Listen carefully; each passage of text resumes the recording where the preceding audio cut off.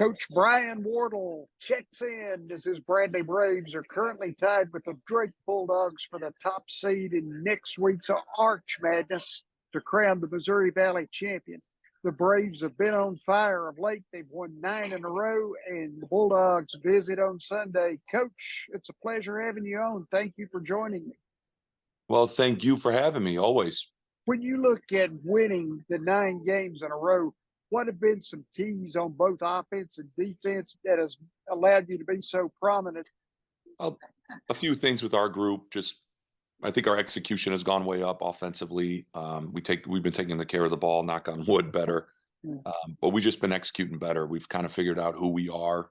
We are an inside-out team, but we can get up and down and we'll attack in transition. And that's kind of when our guards hunt that first 8-10 seconds. If not, we're probably going to get a post touch and get the ball inside because we have such good forwards. So execution-wise, we've been executing our sets, ATOs better, blobs better, and trying to win those wars against our opponent. And then defensively, we've been number one in the league pretty much all year, and are right now. And we've tweaked even things there. Like I'm a head coach that is never really comfortable. I think if you don't look to adapt and adjust and try to improve and get better with that group you have, that personnel you have that year, you got to always look for things to take you to another level. Even though things are going well, can we go to another level? And we've tweaked some things defensively that I think has helped us get on that run too. So mental toughness, I would say the third thing. And I think for our group, we have learned how to reset better, move on from mistakes better. Now they know multiple mistakes and repeated same mistakes I won't tolerate, but we've been able to keep our chin held up high after a mistake and move on to the next play and get a stop defensively or come on offense and execute offensively and not let the dips be too low, especially when it came to being on the road. And so I think, that mental toughness our group has developed, the execution on both ends, defensive tweaks, we've helped our team play more consistent and better. Coach, now we look at the offensive end of the floor. We see you guys are shooting 46.5% from the field, the top 20% of teams within the game. So you have that strong defense that's been number one pretty much all year, as you were saying, and you have an efficient offense, it seems. And that's important. I think you got to have we wanted to play with great pace going into the year, and we did. And then we had some injuries in the non-conference. So we had to find our niche. And I think we have found it, like I said, with that paint touch, post touching presence that we have with our forwards, with Rink Mass, Jay Sean Henry, Darius Hannah. They've really given us that presence to play make out of the post. It's not just that we're throwing it inside there to score, but we're getting a lot of inside out threes too. And I think efficiency for us offensively has been a big key, just because we found our tempo. We like to control the pace if we can and execute. And I think to go along with our rebounding and defense, that's been obviously a big part of our success this year. Yeah, you mentioned Rink Mass. He's been a solid post presence inside and outside. He leads you in scoring at 14 points per game. Yeah, it's always been big for us when we've won the Arch Madnesses and played well down the stretch in 19 and 20.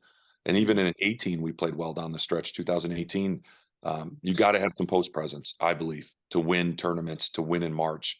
Legs go, fatigue kicks in. If you live and die by the three and are one-dimensional, I think it comes, for the most part, there's some outliers of that. But for the most part, it's hard to win when you're one-dimensional. And so I like having good all-round offense. Rink's been a huge part of that because he can hit threes too. He's a good passer, very skilled European big man. That's been a great presence for us, and obviously one of the better players in our league for sure. And we're definitely down the stretch. Teams know we're going to go get him touches. We're going to get Jay Sean touches, and we're going to try to kind of bully you inside a little bit at times in the game. Malavi Leons joins Mass as another 6'9" forward from the Netherlands. Talk about the types of games they brought to you with basketball in the European countries, maybe a center point of what they've done. Yeah, I mean, our connection to the Dutch and the Netherlands started with Luc van Bray when I first got to Bradley, and it's kind of then it turned into Rink, then it turned into Malavai. So we have a good reputation over there of taking care of players and treating them good and getting them better. And Rink and Malavai are completely different players, which is why they work so well together. Malavai's a slashing, 3-point shooting, 6'9" kind of forward, small forward that is a very good offensive rebounder, elite defender, and kind of plays differently than Rink. He's not going to post up and be strong and physical player. He's more of a slasher, really good 3-and-D type of guy. Where Rink is that presence, inside out presence that you can pound the ball inside to. So they've really complemented each other. They're completely different personalities too. And they're tremendous young men. And so we wouldn't be where we're at if it wasn't for our two Dutchmen. Jashawn Henry finds 6.1 shots per game, and he is solid on the boards. He seems to be a very versatile player for you in your lineup. Yeah, he's another forward that can post up, slash, very athletic, very explosive, powerful and explosive. That's the two words that come to mind, I think, with most coaches that have played against him. He does a great job of finding 50-50 balls, making those multiple effort plays for your team.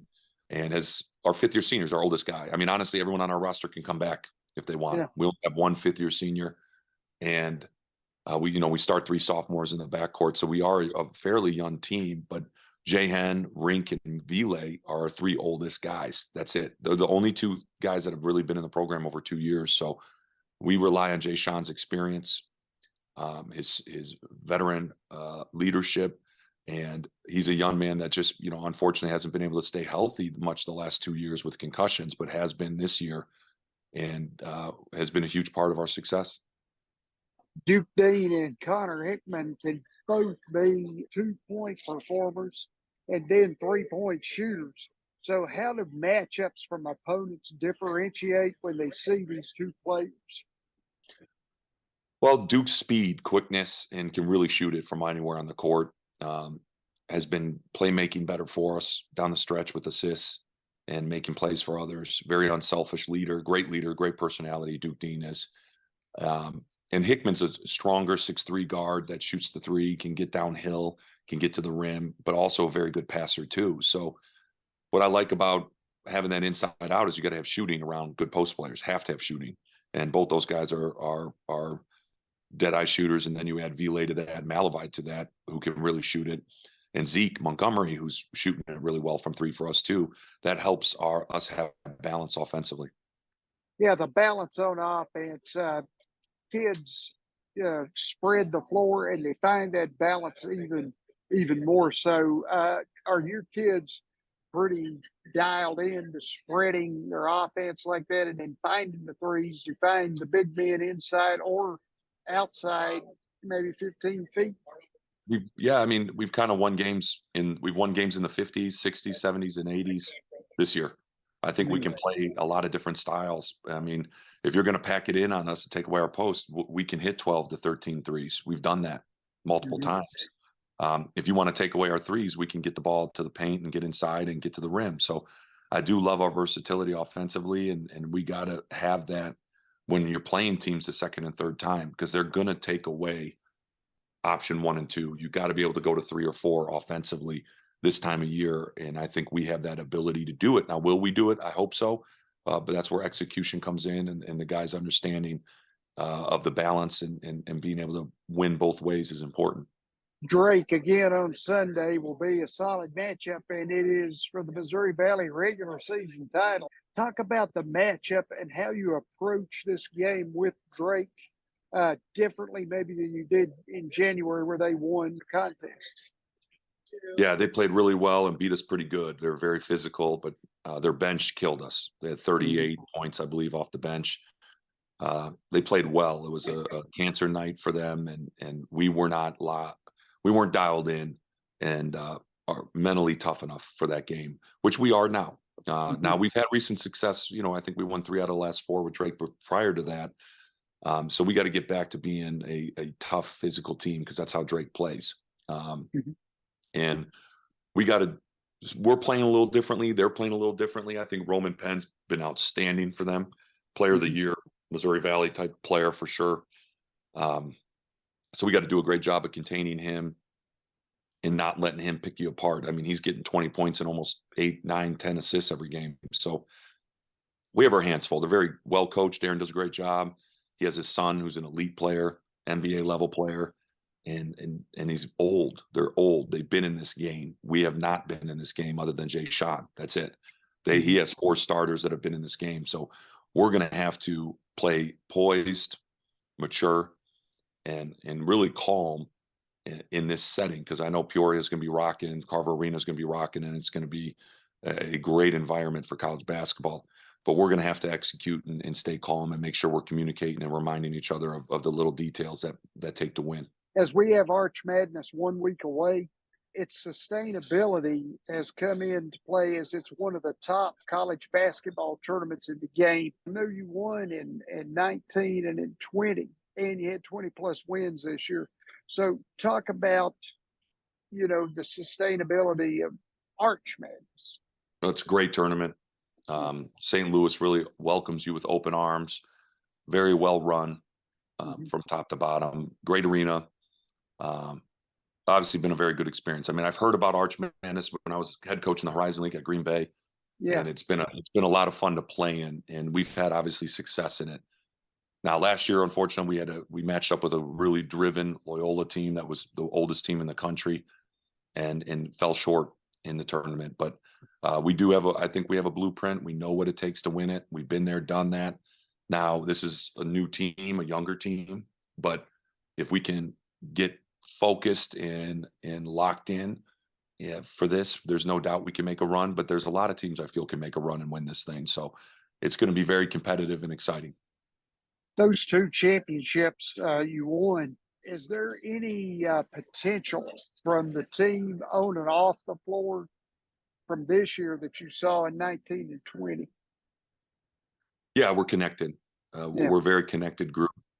You need your seniors and veterans to play like veterans in March. Stars got to be stars, but more importantly, veterans got to be veterans. They got to bring the composure, the calmness, and the confidence in tournament play. And we had success in 19 and 20 because our vets played like vets. Our stars were our stars. They made big plays, big shots, big moments. And every team needs that to win the tournament. And I think right now our veterans are playing like vets. Our stars got to be stars, and you just got to do what you do as a player. Don't try to go outside yourself. Be confident in what you do and what you've brought to the table all year. And if you do that, you're going to have a chance. And I think we have the depth to do it. I think we have the versatility to do it too, which we did in those years. And I think depth is big, and being able to play in the 50s or the 70s is very important that time of year. Coach Brian Wardle, ladies and gentlemen, and his Bradley Braves getting ready for a huge game on Sunday with Drake, and then Arch Madness last week. Coach, I appreciate your time on here. I hope we can do this again at some point. Oh, absolutely. I appreciate it always. And it's a great time of year. So thanks for promoting it and celebrating it. Oh, yeah. It's my favorite time of year.